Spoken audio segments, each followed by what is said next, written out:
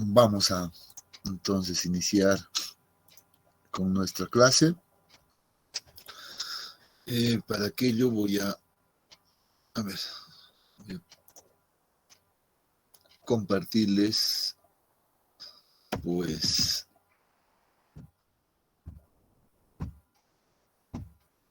la presentación. Ahora sí. Guarden un momentito.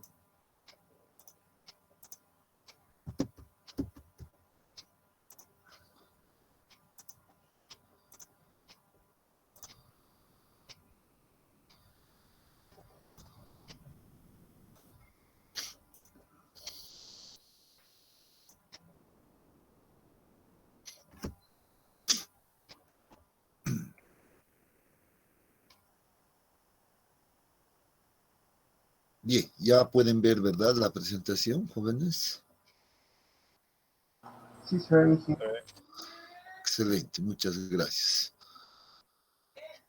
A ver, entonces, bueno, habíamos quedado por acá en la anterior clase, ¿verdad? Habíamos hablado de lo que son los límites de consistencia o también denominados límites de Atterberg, ¿no? Habíamos definido en esa clase al límite líquido, el límite plástico y el límite de contracción, ¿no? Entonces, habíamos concluido indicando que estos en realidad tres propiedades del suelo, pues son determinados o deben ser determinados en laboratorio, ¿no? Entonces, bueno, ahí habíamos quedado y lo que nos tocaba es simplemente ahora ver un poco sobre estos límites de consistencia, con lo cual estaríamos concluyendo pues con el capítulo 1 en realidad. Entonces la tarea del día de hoy es justamente aquello, concluir con este capítulo, ¿ya? Entonces, vamos entonces adelante a ver y hablar sobre lo que representa esta primera propiedad, que es el límite líquido, ¿no? Entonces, acostumbrémonos también a trabajar con la nomenclatura correcta, ¿ya? Entonces, el límite líquido la denominamos doble L, ¿no? Con una doble L mayúscula. Bien, ¿qué dice? El límite líquido ya es un contenido de humedad, como ya lo habíamos visto en el esquema anterior, ¿ya? Sin embargo, este es un contenido de humedad bastante particular que tiene la función de dividir la consistencia plástica de la consistencia líquida del suelo, ¿verdad? Entonces, esto lo hemos visto de mejor manera, seguramente, en la gráfica, ¿no? En laboratorio ya está estandarizado, obviamente, bajo la norma ASTM 4318, en este caso, este es el código de la normativa que se utiliza en laboratorio, ¿ya? Entonces, ¿qué se requiere para realizar este ensayo en laboratorio? Pues se requiere los siguientes equipos, ¿no? Entonces, una cuchara de Casagrande o una copa de Casagrande también que se la denomina, ¿ya? Entonces, vamos a ahora conocerlo aquello. Un ranurador que es muy importante y es un ranurador que cumple una determinada función, ¿ya? Para encontrar el límite líquido. El tamiz número 40 o de la abertura 0.425. Agua destilada o agua aireada, algunos accesorios adicionales como la espátula, una placa de vidrio, seguramente vamos a necesitar una balanza de precisión, un horno de laboratorio, etcétera, ¿no? Entonces son también algunos detalles que se requieren. Aquí está una imagen, una fotografía, en este caso, de la copa o la cuchara de Casagrande, ¿no? Entonces, esta es la cuchara de Casagrande. Observemos bien que esta cuchara, pues, está contenida en una base bastante rígida, como estamos viendo acá, una base. Tiene una especie de una manivela, observen acá, tiene una manivela que puede uno girarlo ya a una cierta velocidad controlada, y cada vez que nosotros giramos esta manivela, pues lo que hace es elevar esta copa ya hasta una altura aproximadamente de 1 centímetro separado de la base. Y una vez que llega a esa altura, pues la copa cae en caída libre, generándose un golpe en la base. Ya esa es una particularidad de este equipo. Asimismo, aquí podemos nosotros observar que estos equipos tienen un contador automático, ¿ya? Y ese contador, bueno, ¿qué es lo que registra? Cada una de las caídas que se generan por la copa. Entonces, cada una vuelta que da la manivela, pues va marcando aquí ese registro, ¿ya? Entonces va acumulando seguramente. Entonces, ese es un dato muy importante que lo vamos a utilizar más adelante, ¿ya? Entonces, pero estén atentos a este dato, al contador, ¿ya? Eh, por otro lado, tenemos acá el ranurador. Este es el ranurador que habíamos mencionado anteriormente y les decía, es un ranurador bastante particular que cumple una determinada función. Ya vamos a ver ahora, más adelante, cuál es esa función que cumple, pero sin embargo les adelanto que, que tiene esta particularidad. Vean, observen que este ranurador tiene una cierta forma específica ahí al centro de este elemento que va a cumplir una cierta función. Ya vamos a ver un poquito más adelante. Esa es la particularidad. El tamiz 40, pues la normativa nos dice, en realidad nos permite más bien que nosotros podamos utilizar muestras que pasen el tamiz número 40 o esta abertura, aunque bien nosotros sabemos que el límite líquido debería de ser considerada solamente todo el material que pasa el tamiz número 200, ¿no es cierto? Sin embargo, la normativa es un tanto flexible en ese sentido y nos permite utilizar también un poco de la misma, no sé, partículas que tengan hasta esta abertura máxima, ¿no? Entonces, por eso es que se utiliza eh, este tamiz o esta abertura, ¿ya? Bien, esos son los principales. A ver, ¿qué es lo que se hace en laboratorio? Vamos a tratar de hacer una descripción, ya nos vamos a imaginar todos que nos encontramos en un laboratorio de suelos. Ya en este caso nos vamos a imaginar que estamos en el laboratorio de la facultad, en este caso, o de la carrera misma, y vamos a tratar de describir en realidad ese proceso o el procedimiento de realización de este ensayo, ¿ya? Dice, lo primero que se debe hacer, dice, es colocar la muestra en el equipo de Casagrande. Sin embargo, previo a esto, ya debo aclarar que en el manual del procedimiento nos indica que se debe separar inicialmente la muestra en el tamiz número 40, la que hemos visto anteriormente. Ya entonces se hace un tamizado de toda la muestra representativa y se utiliza como muestra representativa ese material que ha pasado el tamiz número 40. ¿Ya? Y asimismo, una vez que se ha obtenido, por ejemplo, ese material, ¿ya? Que pasa el tamiz número 40, pues lo que se le hace es agregar una cierta cantidad de agua de aireada, ¿ya? Entonces, eso es lo que dice la normativa. Se agarra agua destilada o de aireada, como quiera, ¿ya?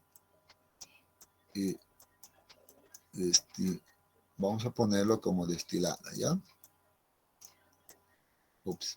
Agua destilada. Se le agrega una cierta cantidad de agua destilada de tal manera que esto pues quede como una especie plástica y que tienda a líquida, más o menos, ¿ya? Esa es la idea. Entonces, una vez que se tenga una mezcla homogénea, lo que se hace es dejar reposar, la normativa dice eso, ya se lo deja reposar o homogeneizar, ya. Vamos a anotar por acá. Ya se la deja reposar por al menos 6 horas. Eso es lo que nos dice la norma.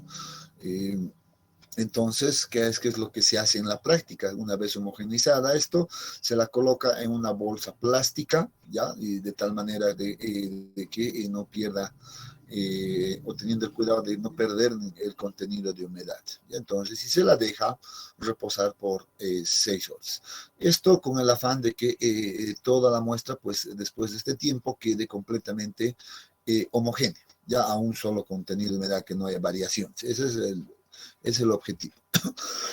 Una vez que se ha pasado este tiempo, entonces recién debemos venir a este punto donde dice, ahora sí, utilizo una pequeña porción de esta muestra, seguramente, ¿ya? Y la voy a colocar en el equipo de Casagrande, así como está mostrando en esta fotografía. Observen, vean que se coloca de esta manera, obviamente con ayuda de algunos accesorios como una espátula, por ejemplo, colocamos en la copa de Casagrande lo más horizontal posible, ya lo más plano posible, si quieren, entendido de esa manera. Ya entonces la muestra de suelo va a quedar así, va a lucir de esta forma. ¿Ya? Una vez que colocamos o obtenemos en realidad ya esta configuración en la copa de Casagrande, pues lo que hacemos es utilizar el ranurador. Vean, aquí se está utilizando el ranurador, y por la parte central de la copa de Casagrande, pues dividimos a la muestra en dos partes. Esa es la función principal del ranurador, y por eso tenía esa especie de protuberancia al centro, ¿verdad?, de este accesorio, que lo que hace es justamente aquello, separar a la muestra en dos partes. Y vamos a ver cómo va a quedar esa división. Observen, aquí la fotografía es bastante clara, ¿ya? Y nos muestra, ya la muestra dividida en dos partes, ¿vean? ¿No es cierto? Entonces, una vez que hemos conseguido esta configuración, jóvenes, debemos empezar a poner primero el contador en 0, ya hacemos un reset, y luego empezamos a generar las caídas libres, como les había dicho. Y esas caídas libres, pues son generadas a partir de esta manivela. Entonces acá obviamente tiene un accesorio que cada vuelta que doy, les decía, esto se eleva o se separa de la base más o menos 1 centímetro, y luego esto cae en caída libre. Entonces esa caída genera un golpe. ¿Cuál es el objeto de esto? Pues el objeto de generar ese golpe es el de controlar que la muestra que está tanto al lado izquierdo como lado izquierdo y lado derecho, pues vayan a unirse, ya traten de unirse. Entonces, con cada golpe, ambas muestras van a empezar a ir en esta dirección seguramente, y esta otra porción en esta otra dirección. Entonces, nosotros vamos a controlar esa unión. ¿Cuál es la condición que nosotros buscamos? Es justamente esto. Vean acá, que acá ya se ha unido, vean si esto puede ser apreciable, ¿verdad? En este tramo, ¿no? Y vean que aquí tiene un accesorio adicional en la parte, en el otro extremo de este ranurador, que en realidad tiene una dimensión de 13 milímetros aproximadamente, ¿ya? Y eso es lo que se debe permitir, que se unan las muestras. Entonces uno va controlando ese detalle, y cuando se une en 13 milímetros, creo que tengo acá, sí, ahí está, ya en 13 milímetros aproximadamente, entonces paro la manivela, ya dejo de generar caídas libres. ¿Y qué es lo que hago en ese momento? Pues observo cuántas caídas han sido necesarias, ya acá, para encontrar esta condición. o sea, la unión en una distancia de aproximadamente 13 milímetros. Bueno, la norma nos habla de 12.7, pero seguramente que eso resulta ser muy complicado de medir en la práctica, ¿no? Entonces, manejamos siempre un 13 milímetros por lo general, que es lo que mide en realidad este accesorio también. Entonces, la medimos y cuando lleguemos a esa condición, pues paramos, dejamos de generar los golpes, como les decía, y registramos ahí ese valor. Y ese valor es registrado con un valor como número de golpes N, ¿ya? Entonces, ahí se registra ese valor como un número de golpes N. Este valor N, ¿ya? Bueno, primero voy a empezar. Voy a suponer, ya que he necesitado, por ejemplo, solamente unos 17 golpes. Ya estoy suponiendo 17 caídas libres que han sido necesarios para llegar a esta condición. Entonces, ahí concluye aquello. Una vez que he conseguido esto, pues el ensayo ha concluido, el ensayo del límite líquido, ¿ya? Seguidamente, lo que debo hacer ahora es determinar el contenido de humedad. No se olviden que estamos encontrando o buscando un contenido de humedad específico, ¿no? Entonces, lo que hacemos es justamente acá, tomamos una porción de muestra representativa, por lo general se hace esto, de ambas partes, y se determina el contenido de humedad. ¿Ya? Entonces se agarra, se la pesa, se la mete al horno por 16 horas mínimamente y luego se registra la masa seca y con eso encontramos el contenido de humedad, ¿no? Entonces no sé si eso viene por acá, ahí está, la imagen es mucho más clara todavía, estamos tomando una muestra representativa para determinar el contenido de humedad, ¿no? Entonces, ahora sí, una vez que he determinado el contenido de humedad, entonces, ¿qué voy a tener? Voy a tener un registro N17 que le corresponde a un cierto contenido de humedad y la voy a denominar simplemente 1, ya a efectos de tener un control ahora. Entonces, estos son los dos datos que encontramos de este ensayo, ¿ya? Sin embargo, la normativa nos dice, yo no puedo realizar solamente un ensayo, debo realizar al menos 3 ensayos. Dice, o sea, debo repetir nuevamente, tomar otra porción de esta muestra A, seguramente, ya, tomar otra porción de esta muestra y repetir este proceso. Entonces colocamos a la copa de casa grande de manera horizontal, la dividimos con el ranurador, generamos las caídas libres a través de la manivela y volvemos a conseguir la condición de los 13 milímetros de unión, ¿no? Entonces, ¿qué debo controlar al momento de repetir? ¿O qué es lo que se controla al momento de repetir este ensayo? Debemos controlar de que los valores de n, pues el siguiente valor, pues sea distinto a esto, ¿ya? Entonces, por ejemplo, tome un valor de 22, por ejemplo, y luego explico por qué estoy poniendo estos valores. Y luego determinamos nuevamente su contenido de humedad y esto va a ser un contenido de humedad igual a 2. Podría llamarlo esto N1, aquí podría llamarlo N2 y también entonces necesitamos repetir por tercera vez el mismo procedimiento para determinar un N3. Perdón, eso me salió bastante horrible. Ya, ahí está. Ya, N3, que por ejemplo podría ser no sé, 28. Estoy inventando unos datos, simplemente a efectos de tener algunos valores por acá. Y determinamos su contenido de humedad nuevamente y tenemos ahí 3 contenidos. Entonces, este es el resultado final de un ensayo de laboratorio de límites, de límite líquido. Esos 3 datos. ¿Por qué he seleccionado estos valores? Pues muy bien, ahora lo explico. Dice la normativa y el procedimiento mismo, dice, nosotros debemos obtener estos valores n que se encuentren en el rango, por ejemplo, entre 15 a 20 golpes, ahí debe encontrarse un valor n, ahí debe encontrarse entonces el valor n1, por ejemplo. Debemos generar otros datos que se encuentren entre 20 y 25, ¿ya? Para obtener, por ejemplo, un valor de n2.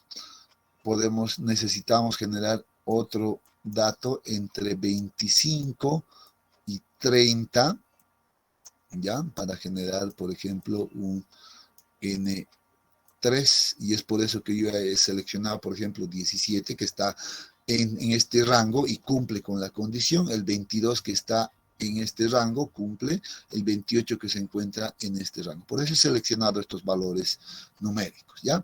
Sin embargo, la norma te dice también, como límite, te dice, también es válido si tú encuentras un valor n entre 30 y 35. También es válido. Entonces, esto obviamente puede ser el N3, el N2, etcétera, pero ahí vamos a tener esa holgura en realidad. ¿Ya? En la práctica, les digo que es habitual obtener 3 valores. Obtener uno en este rango, otro en esto, otro en esto, otro en esto. De tal manera de que luego, pues, en un procesado podamos tener un dato adicional que pueda tal vez ayudar a calcular de mejor o de manera más precisa el valor del límite líquido, ¿ya? Entonces, simplemente esto como dato adicional del laboratorio, ¿ya? Es por eso que siempre deben ustedes también observar que sí se haya cumplido, por ejemplo, estas condiciones, ¿no? Entonces, esto es una especie de evaluación al proceso de realización del límite líquido. Entonces, vean que ahora tenemos estos datos, pero mínimo 3 datos. Podría tener 4, sí, pero mínimo 3. Entonces, vamos a hablar entonces de este dato mínimo para ahora realizar el procesado o los cálculos, si quieren, y obtener el valor del límite líquido, que es lo que estamos buscando. ¿Qué nos dice el procedimiento? Y esto es importante. Dice, se debe realizar una gráfica entre los valores, vean, del logaritmo del valor n, esto es el número de golpes necesarios para alcanzar la condición descrita, y sus correspondientes contenidos de humedad. O sea, como he encontrado pares de datos, 3 pares de datos, pues entonces eso la tengo que graficar, dice, en un eje cartesiano seguramente, y es muy común y particular, por ejemplo, pues colocar el contenido de humedad en el eje de las ordenadas y el logaritmo del número de golpes n, por ejemplo, ya n, en el eje de las abscisas. Eso es muy común. ¿Ya? Entonces, observen, por ejemplo, en este caso que estamos tomando 3 puntos simplemente, vean, ¿ya? Aquí va uno, aquí está el otro, ¿verdad? Si la proyecto caería por acá, si esta la proyecto cae por acá, igual sus coordenadas, vean, de contenido de humedad, seguramente caerían por acá y por acá, ¿no? Y ahí entonces correspondería, por ejemplo, este será el contenido de humedad 1 para el número de golpes 1, lo propio acá, número de golpes 2, y contenido de humedad 2, número de golpes 3, y contenido de humedad 3, ¿verdad? Eso es lo que se hace. Entonces, ¿qué obtenemos? Básicamente 3 puntos. Eso es lo que obtenemos. Una vez que obtenemos los 3 puntos en esta gráfica, ya en esta gráfica, perdón, se me ha ido el dedo. Pues lo que nos dice el procedimiento es ajustar estos 3 puntos a una recta. Entonces podríamos tal vez anotar por acá, se debe realizar el ajuste lineal, se realiza un ajuste lineal, ¿ya? Ajuste lineal.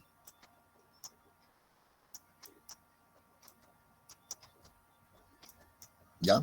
Que pase por los 3 puntos. O el mejor ajuste. A veces no siempre se va a poder conseguir esta configuración. pero se debe buscar la mejor línea en realidad en este caso. Una vez que obtenemos esta línea, observen que esta línea en realidad tendría una ecuación de la forma seguramente y igual a ax más b, ¿no es cierto? Tendría esa forma donde A es la pendiente en este caso y B es la intersección con el eje de las ordenadas. Eso es lo que nos está mostrando esta gráfica. Si la llevamos en términos de, por ejemplo, de las variables que tenemos acá, entonces Y sería el contenido de humedad, ¿no ven? De A, bueno, va a ser la pendiente simplemente, es un valor con numérico. X, ¿qué sería? Pues sería el logaritmo de n, ¿no? Estamos hablando en escala logarítmica, logaritmo de n, más b, que también va a ser una constante. Entonces, vean que tiene esa forma, una forma o la ecuación es bastante simple, ¿no? Entonces, una vez que hemos hecho este ajuste, lo que dice el procedimiento es, ahora sí va a encontrar usted el valor del límite líquido. ¿Cómo va a encontrar ese valor del límite líquido? Pues dice, ajá, en el eje de las abscisas, en este caso el número de golpes n, ubique el número 25 exactamente, ya, ubique ese valor de 25 y proyéctelo ya paralelo al eje de las ordenadas hasta intersectar pues a la recta de ajuste. Aquí. Y una vez que hemos intersectado a esta recta, ahora esto debe proyectarle al eje del contenido de humedad. Observen.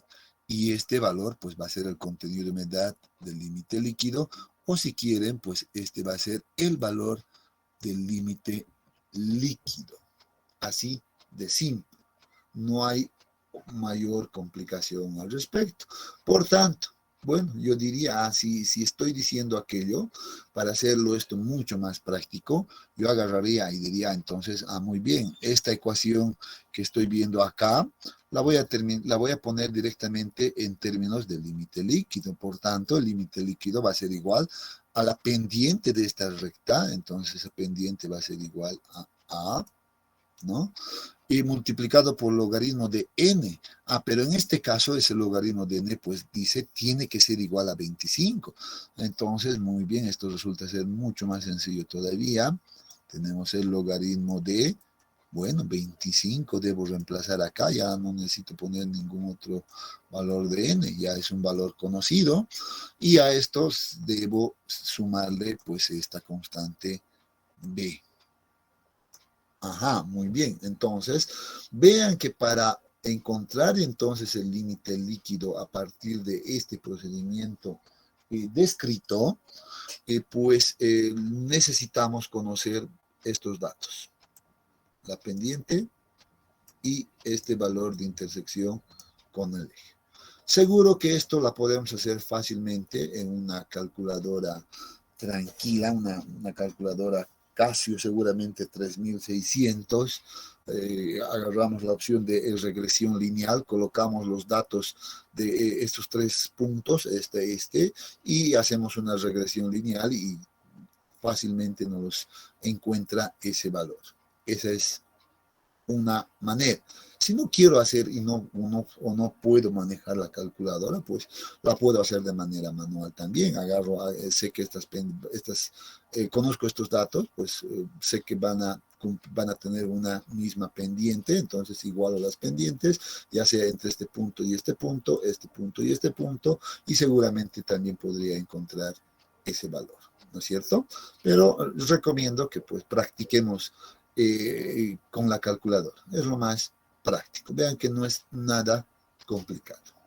¿Ya? Bueno, y así de simple es este ensayo del límite líquido.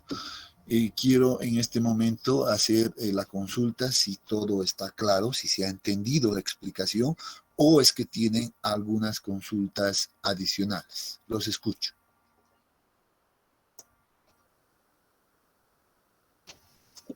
Ingeniero, una consulta.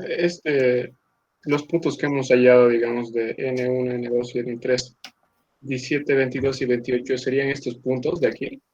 de la Eh, gráfica. Digamos, una idea, digamos. Correcto. A ver, muy bien. Bueno, aquí está en otra escala, obviamente, ¿no? Aquí nos está dando otros valores. Pero obviamente, si yo hubiera utilizado, por ejemplo, mi valor de N1, que era igual a, ¿cuánto me di? 17, ¿no? 17. 17, Entonces, ese valor de 22, N1, pues ya. debería de venir acá. De aquí debería de ser ese valor de N1, ¿correcto? Entonces, aquí debería de estar el 17. ¿Ya? Y además deberíamos conocer su contenido de humedad 1, que seguramente debería de ser un valor conocido y agarrar. De esa manera, pues tenemos los 3 puntos, ¿no? Y aquí debería de estar, simplemente lo voy a colocar como N2, ya no manejaremos los valores, y aquí debería de estar N3, ¿no? Entonces aquí está N1 nuevamente. N1, N2, N3, pues entonces aquí le corresponde a un contenido de humedad 1, este le corresponde a un contenido de humedad 2 y este de acá le corresponde a un contenido de humedad 3. Correcto, esa es. Y ingeniero, los porcentajes, esa parte me estoy desubicando bastante. Creo que los porcentajes, ¿cómo lo haríamos en esa parte? ¿Cómo El obtenemos los porcentajes porcentaje de de contenido de humedad? humedad. Bueno, Sí, esa parte me estoy... el contenido de humedad pues es determinado también a partir de este dato. Voy a retroceder por favor un momento. Acá, no te olvides que estamos acá, habíamos dicho que aquí determinamos el contenido de humedad, por tanto, ¿qué es lo que se hace? Pues se toma la muestra representativa, se la lleva a una balanza, se va a registrar su masa seguramente húmeda, ¿no? La masa húmeda, y Ah, luego se la coloca al horno por 16 horas y vamos a conocer la masa seca, ¿no es cierto? Ah, entonces conociendo ya masa húmeda y masa seca, pues aplico la ecuación que ya conocemos y la debemos conocer bastante bien, les he dicho, y el que no sabe calcular contenido de humedad no merece aprobar mecánica de solución, inclusive les he dicho, ¿recuerdan? ¿No? sí, sí. Aplico la masa del agua dividido entre la masa de los sólidos por sí. Entonces, estos deberían de ser datos conocidos. Ah, si conozco esto, pues encuentro esto fácilmente. Ahora sí, Sí, esa duda tenía. Gracias. no, está bien. La cosa es que no se queden con dudas. ¿No? Esa es la idea. Muy bien. Ingeniero, una consulta, disculpe. ¿Cómo podemos hallar la recta ajustada a los puntos? ¿Perdón? ¿Cómo podemos hallar la recta? Sí, ajustada a los puntos. Esta recta, el ajuste. Sí, ingeniero. Y entonces yo les sugiero, pues hagan esto, una regresión lineal. ¿No? Entonces uno puede hacer eso, una regresión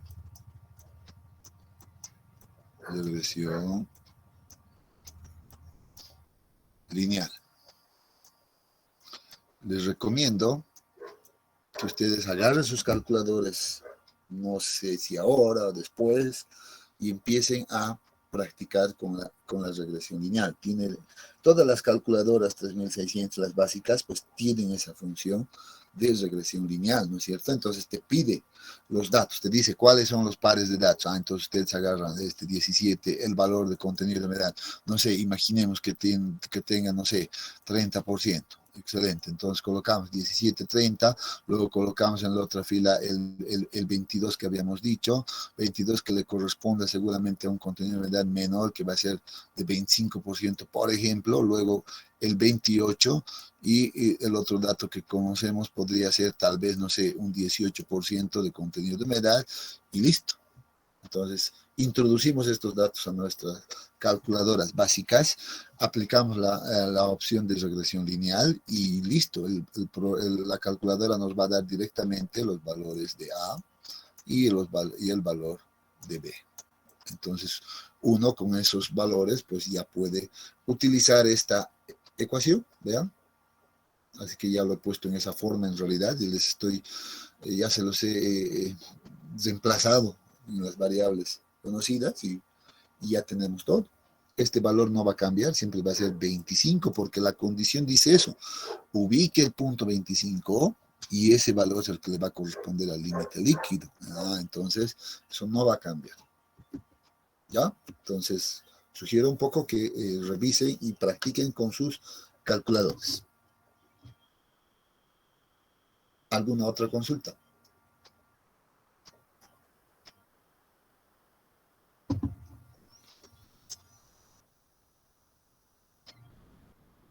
Ninguna. Muy bien. Entonces, ya todo va quedando claro. Vamos a continuar entonces. Vean que hemos visto límite líquido. Recién.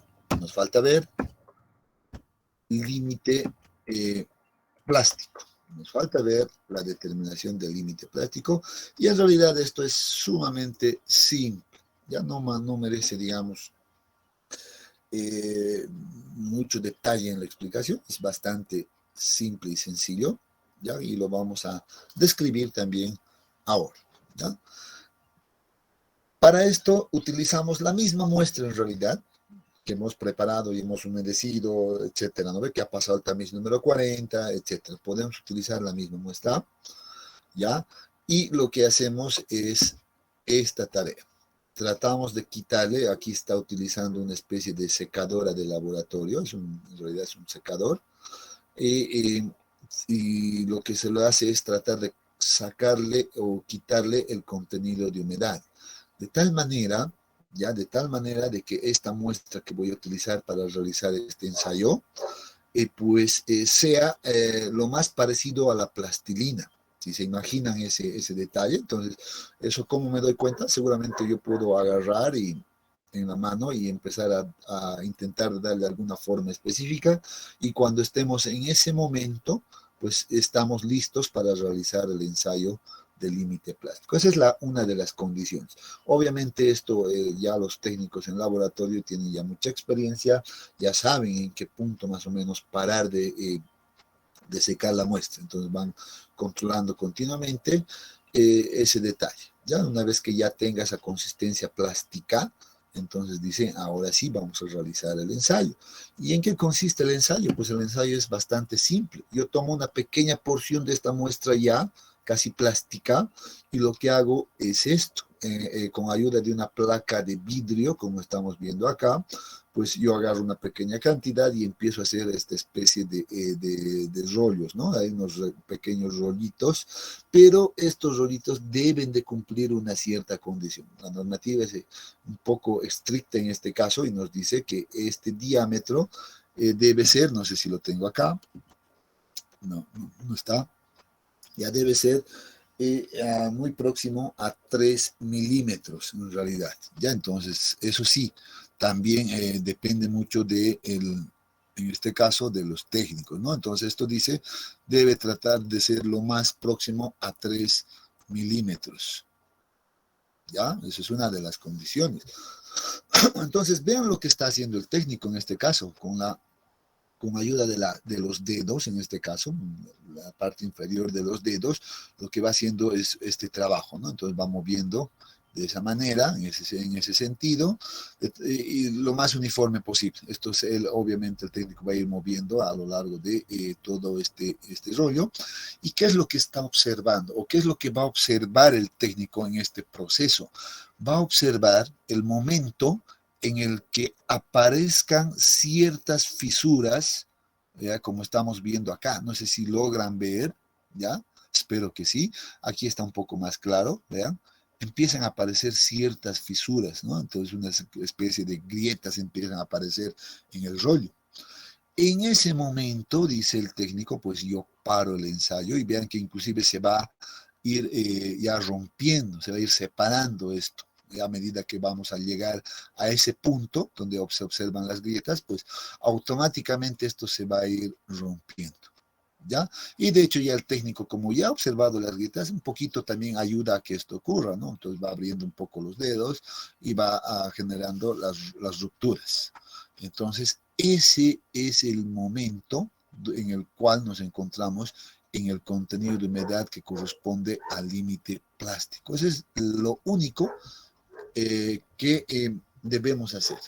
¿Ya? Entonces, ese es el único dato que debemos hacer que se cumpla, observar las fisuras, y una vez que aparezcan estas fisuras, estas especies de grietas, pues ya se dice que estamos en ese valor del límite plástico. Entonces, ¿qué hacemos?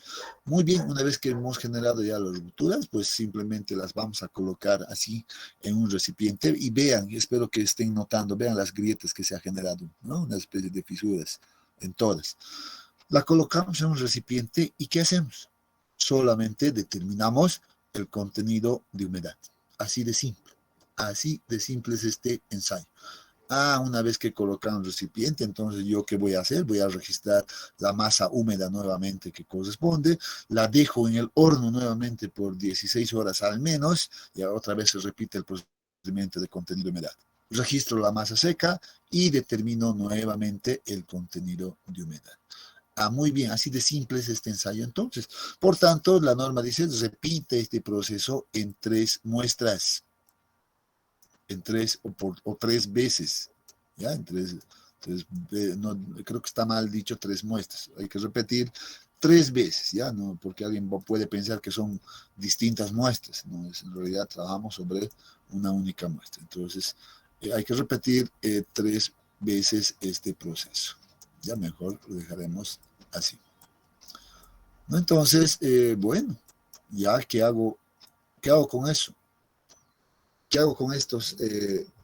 Entonces, ¿qué es lo que estoy obteniendo de este ensayo? Estoy obteniendo, pues, contenidos de humedad, ¿no? Entonces, obtengo contenido de humedad 1. Ahí, como voy a repetir 3 veces, voy a obtener otro contenido de humedad 2 y voy a obtener otro contenido de humedad 3, así de simple. Y una vez que he hecho esto, pues ya tengo el problema, bueno, aquí no está, bueno, ya tengo el problema resuelto, porque dice el procedimiento, entonces el límite líquido, perdón, límite plástico va a ser igual al promedio de estos 3 contenidos de humedad. Entonces, simple, ¿no? Entonces aquí tengo el contenido de humedad 1 más el contenido de humedad 2 más el contenido de humedad 3. Todo esto dividido entre 3, así de simple. Y vean que con eso ya hemos encontrado el límite plástico. Simple y sencillo. Aprovechando que ya hemos encontrado el límite plástico, yo les había hablado ya anteriormente de que debemos encontrar este parámetro que es muy importante, el índice de plasticidad, IP. Y este índice de plasticidad no es más que la diferencia del límite líquido menos el límite plástico. Así, ahí lo tenemos. Límite líquido menos el límite plástico. Este índice de plasticidad nos va a ayudar a evaluar muchas cosas. Este índice de plasticidad nos ayuda a evaluar la plasticidad de los suelos finos o la consistencia de los suelos finos. Por eso es importante. Entonces, ya conocemos esta ecuación. ¿Ya? Bien, han notado que este proceso es bastante corto también y simple a la vez. Si tuvieran alguna consulta, pues los escucho.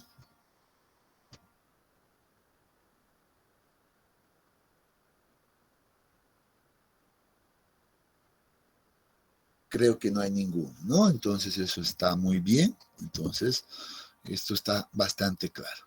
Ahora, una vez que ya hemos encontrado el índice de plasticidad, que es esta propiedad importante, pues empezamos a hacer la evaluación de la consistencia de los materiales pues finos, ¿ya?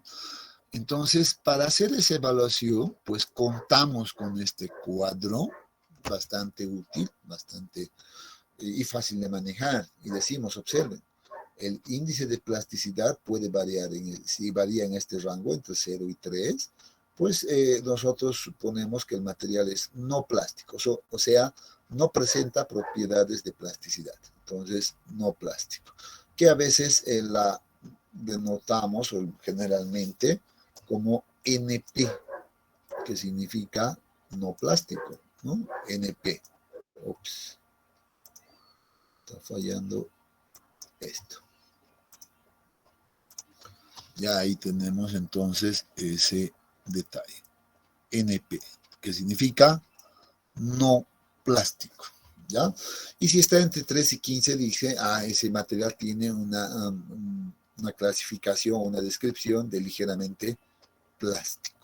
Si está entre 15 y 30, pues es un material de baja plasticidad, y si es mayor a 30, pues es de alta plasticidad. ¿Dónde me preocupo? Pues cuando estoy en este caso, yo me debo preocupar. Eso significa que ese material, pues seguramente está gobernado por un mineral como por ejemplo la morrillonita, y la morrillonita tiene características de expansión bastante fuertes y ya nos generaría muchos problemas a nuestra estructura. Entonces uno puede ya darle inclusive esa interpretación. Si estoy en este caso, pues estoy tranquilo. Si estoy en este caso, también en un caso de baja plasticidad es trabajable, no hay mucho problema, pero aquí sí debo preocuparme. De hecho, ahora les he introducido ese término de, por ejemplo, el, el, el mineral predominante, como la morrillonita, ¿no? Entonces, a partir de estos datos, inclusive, entonces puedo determinar yo, ya podemos determinar cuál es ese mineral predominante. Observemos.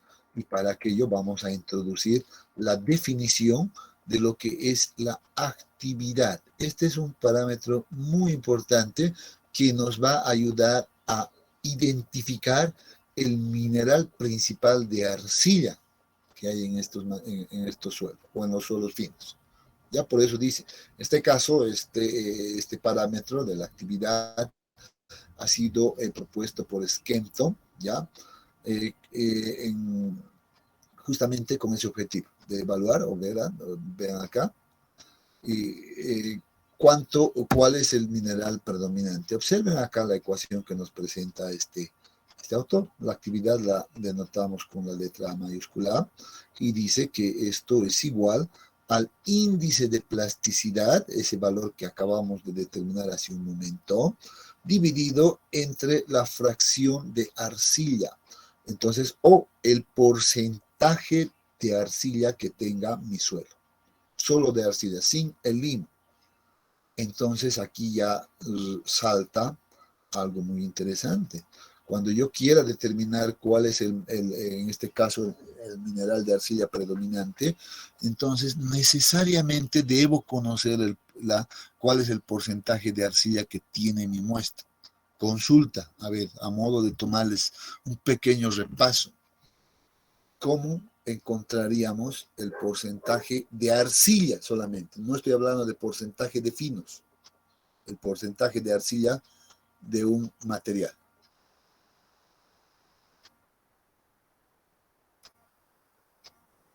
¿Alguien tiene alguna idea?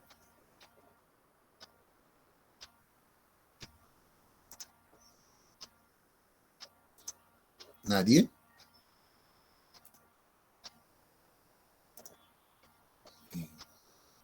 Por distribución de tamaño de partículas, ingeniero, por tamices, una vez, digamos, agarramos una muestra y lo tamizamos y podemos calcular el porcentaje de arcilla, digamos, a lo que pienso, ¿no? No sé. Muy cerca, pero no estamos todavía en el punto. A ver, ¿alguien puede ayudarle, colaborar? Por hidrometría, tal vez, dice. Exactamente, ahí está. Ahora nos han dado la respuesta. Por granulometría, por el ensayo de análisis granulométrico, puedes determinar solo el porcentaje de finos, pero sabemos que los finos están compuestos por limos y arcillas. Cuando hacemos la distribución de tamaño de partículas por el método de hidrometría, pues lo que vamos a conseguir es separar los limos de las arcillas. Y ahí sí podemos encontrar ese dato. Entonces, ahora sí, es importante hacer entonces una hidrometría. A partir de la hidrometría, espero que hayan leído el manual que les he compartido. De hecho, ya lo hemos descrito nosotros, pero ustedes tenían la tarea de revisar el procedimiento de hidrometría en laboratorio, ¿no? Ah, muy bien. Entonces, a partir de eso, encuentro ese dato y vean qué tan sencillo es eso. Y bastante útil esta ecuación, entonces, ¿no? Entonces, agarro esta ecuación, conozco estos datos que sí son fácilmente determinables a partir del límite líquido y límite plástico, como lo vimos.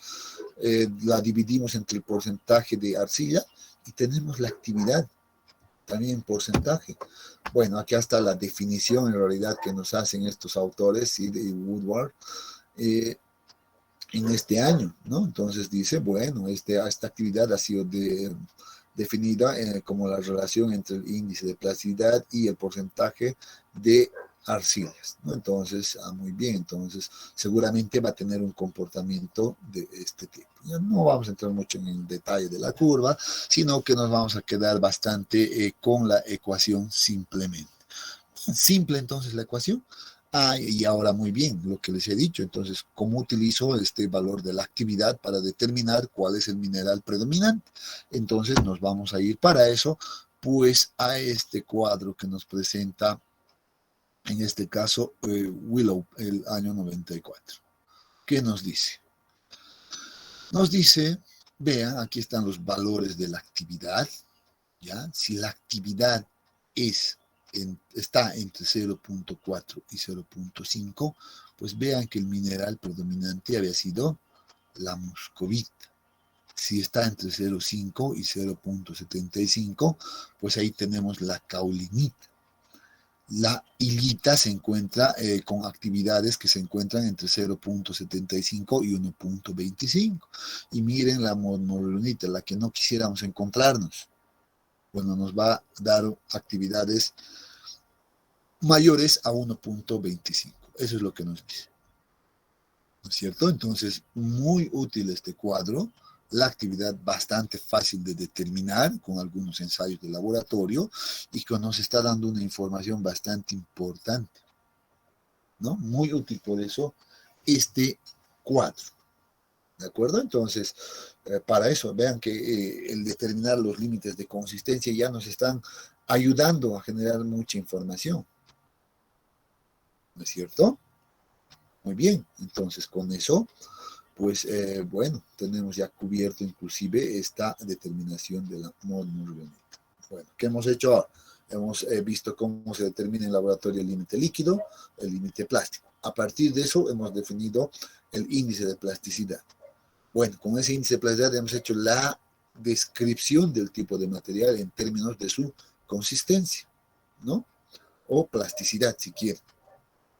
Luego hemos utilizado ese mismo dato de índice de plasticidad para poder encontrar este otro parámetro del suelo muy importante que es la actividad, y la actividad nos proporciona esta información, cuál es el mineral predominante de ese material, ¿no? Entonces así trabaja en realidad esto.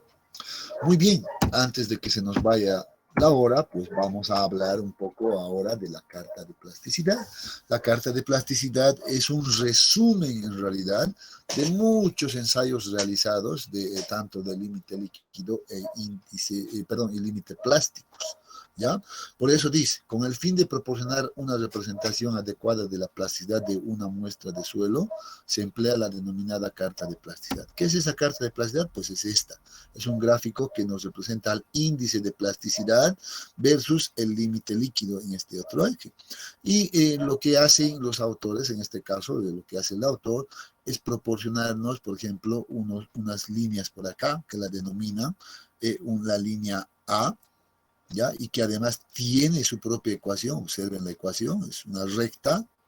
Entonces índice de plasticidad igual a 0.73 multiplica el límite líquido menos 20.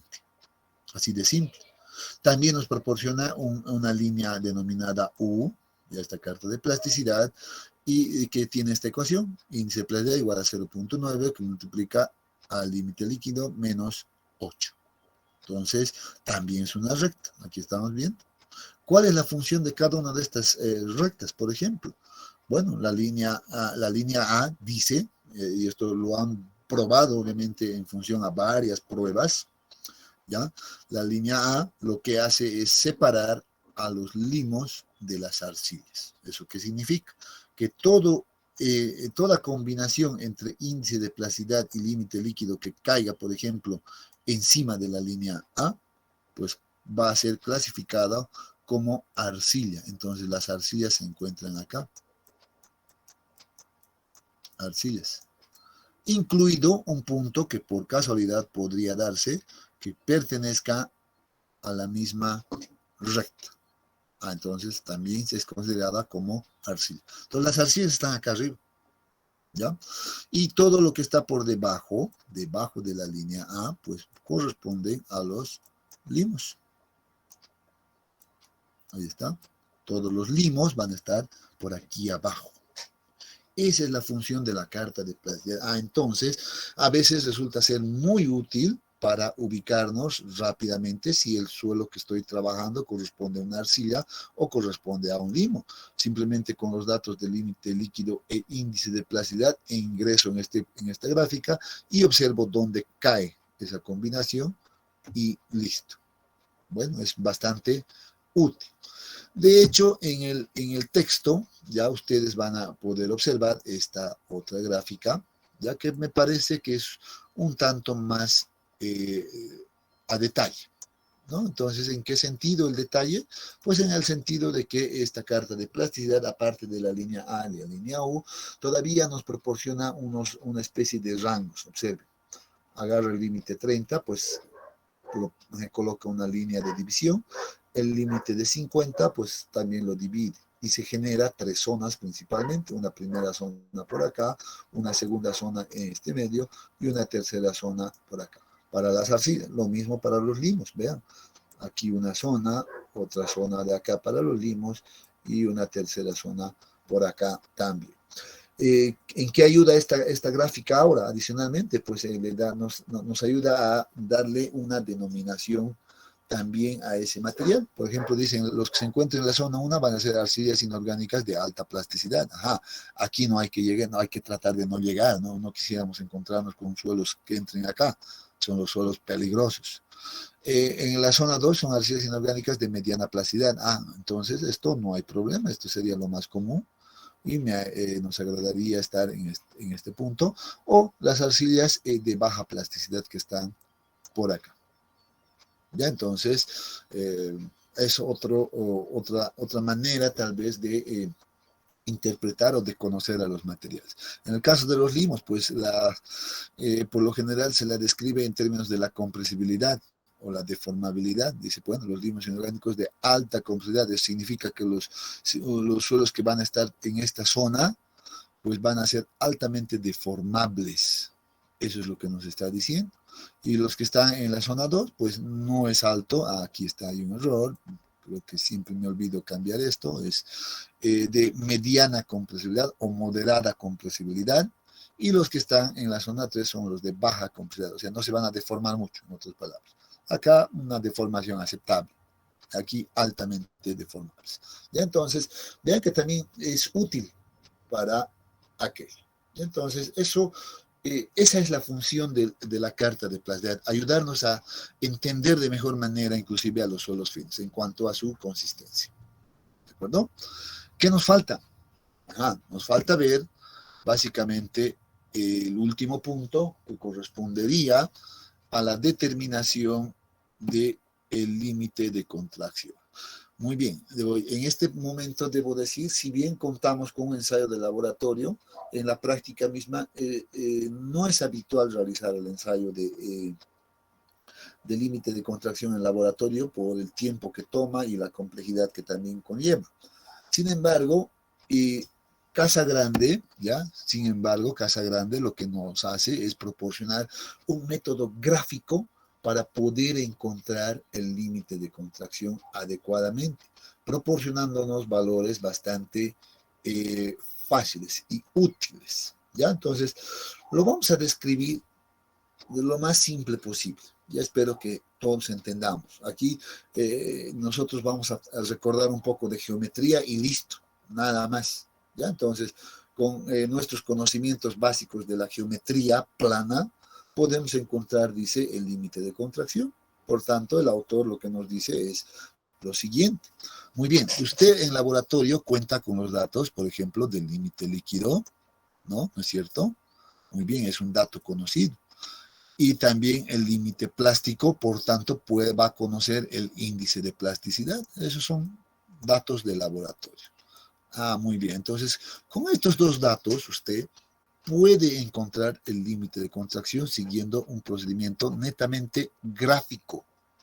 ¿Ya? ¿Quién lo propone? Casagrande, ¿no? Casagrande nos dice lo siguiente. Dice, muy bien.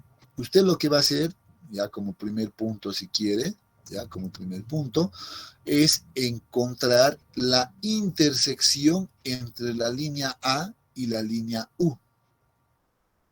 Como son rectas, conocemos sus ecuaciones, podemos igualar esas ecuaciones y encontrar este punto de intersección acá, como estamos viendo. Y de hecho, si alguien hace la prueba, seguro que estos valores pues van a ser siempre constantes, no va a cambiar nunca, ¿no? ¿No es cierto? Siempre estas rectas al tener pues en este caso una ecuación conocida, pues el punto de intersección siempre va a ser la misma. ¿Cuál era la ecuación de la línea U? A ver, era igual al índice de plasticidad, es igual a ¿cuánto? 0.9 que multiplica al límite líquido menos 8. Esa es la ecuación. ¿Cuál es la ecuación de la línea U?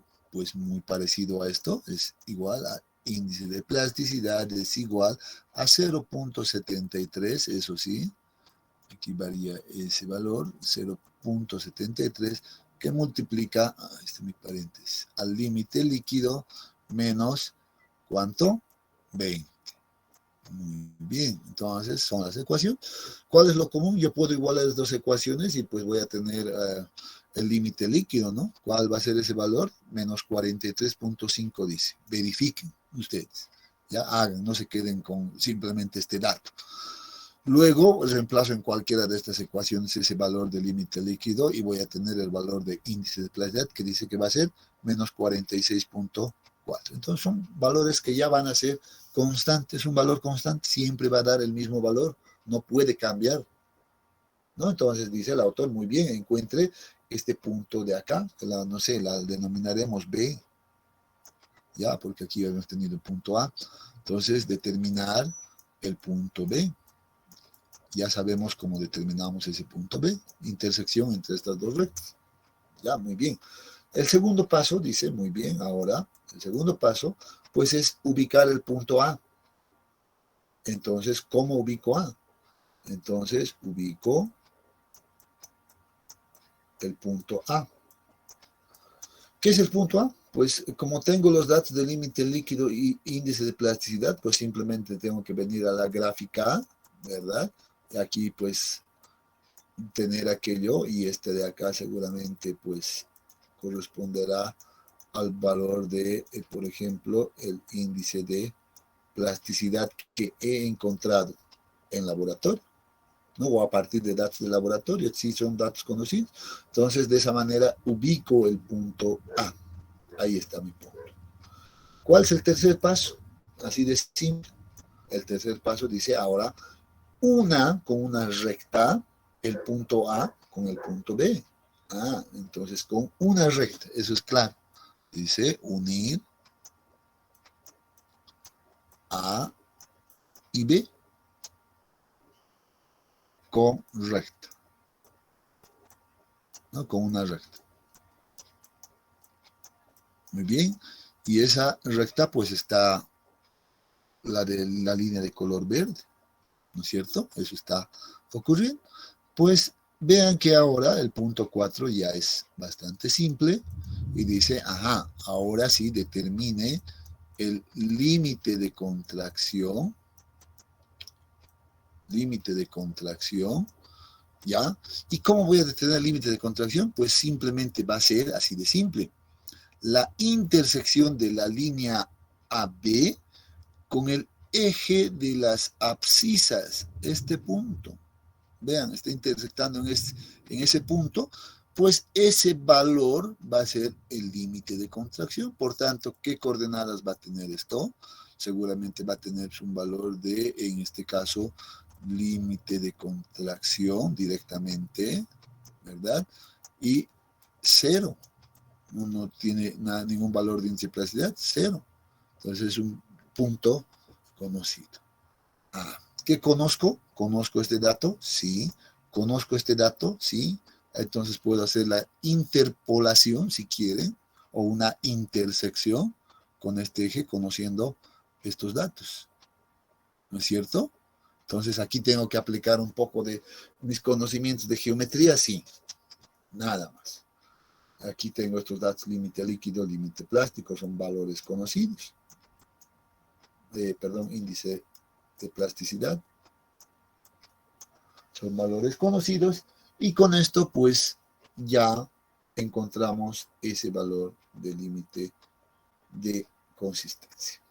Así de simple. ¿Ya? ¿Cómo hago aquello?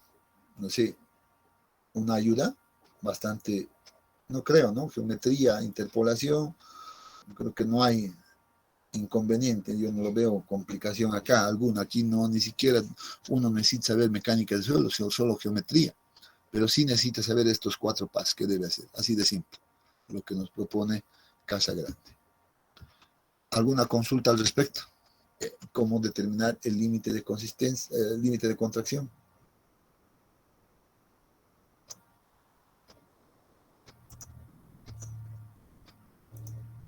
Simple, ¿verdad, jóvenes? Entonces, ¿qué nos quedaría? Solamente practicar, ponerle valores numéricos, agarrar un ejercicio y practicar. Nada más. Y, bueno, aquí están, si quieren, los ejercicios, ¿no?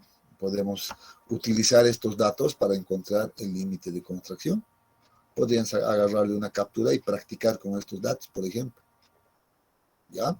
Entonces, se han realizado ensayos de límites de consistencia y los resultados se presentan a continuación. Esto es resultados del laboratorio. Se pide determinar el límite líquido, índice de plasticidad y el límite de contracción. Aquí están los datos del ensayo del límite plástico, por ejemplo. Dicen, bueno, ¿qué teníamos? 3 datos, ¿no? Número de recipientes, en este caso, que se han utilizado solo para identificar en el laboratorio y no perdernos en el camino. Se utilizan una enumeración de los recipientes. ¿Qué tenemos? La masa del recipiente, ¿sí? Debe ser controlado. El suelo húmedo más recipiente.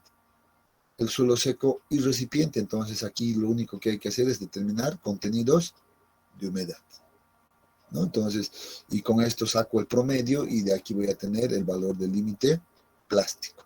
Para el límite líquido, bueno, incorporo esta fila, número de golpes.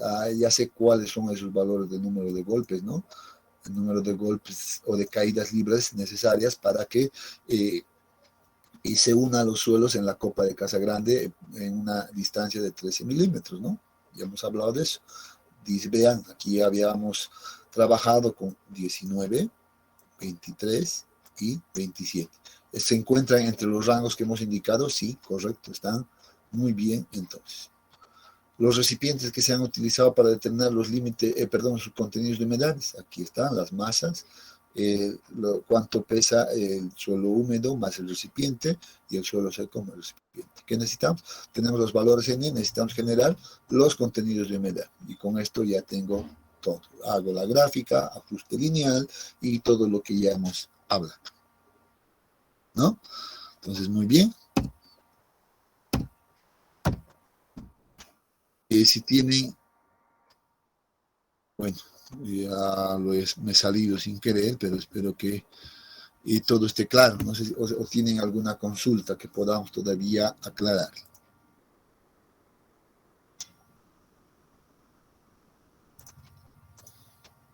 Recomiendo que vayan al texto, revisen ese procedimiento de Casagrande, cómo determinar el límite de contracción y practiquen con esos datos que les he mostrado. Espero que le hayan sacado una captura. ¿Ya? O pueden agarrar otros datos, igual eso ya depende también de ustedes. Muy bien, jóvenes, si no hay consultas, pues entonces con esto estaríamos concluyendo el capítulo 1. Hasta acá abarca el capítulo 1. ¿Ya? Voy a ver si mañana podemos hacer algo de práctica, tal vez, voy a ver, o tal vez voy a más bien pasarles un video de alguna solución, ya lo voy a pensar un poco, ¿ya? Y se les paso el link directamente, probablemente sea ese el mejor camino, ¿ya? Y para, obviamente, con el afán de ya ingresar a nuestro segundo capítulo, que es clasificación de suelos. ¿Ya? Entonces, bien, jóvenes, pues quedamos acá y nos vemos el día de mañana. ¿Ya? Que tengan muy buenas noches. Buenas noches, Inge. Hasta mañana. Buenas noches, Inge.